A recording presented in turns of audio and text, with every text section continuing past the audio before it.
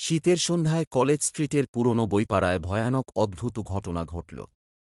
প্রাচীন ঘড়ির দোকানদার অশোক মল্লিক দেখলেন তাঁর ৩ মাস আগে চুরি হওয়া বিরল ছায়াঘড়ি হঠাৎই দোকানের মাঝখানে রাখা।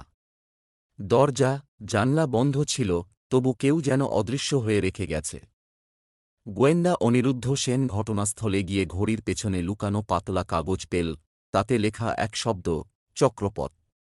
সূত্র ধরে সে পৌঁছাল বুবাজারের এক ফাঁকা, নীরব কারখানায়। ভেতরে সারি সারি ভাঙা ঘড়ি, আর মাঝখানে দাঁড়িয়ে থাকা কুখ্যাত শিল্পকর্মচোর রাহুল নাগ।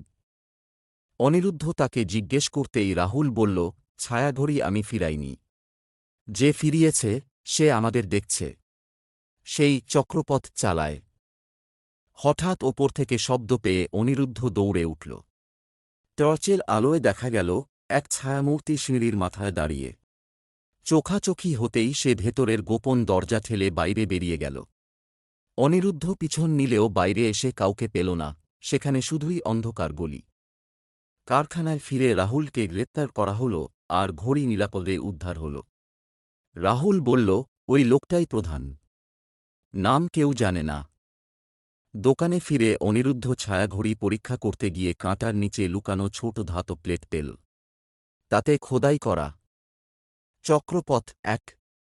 সে বুঝল এই প্লেটই আসল উদ্দেশ্য।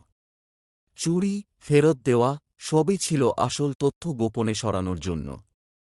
মামলা শেষ হলেও অনিরুদ্ধ জানত চক্রপথ এর ছায়া আবার আসবে, এবং এবার আরও বিপজ্জনকভাবে।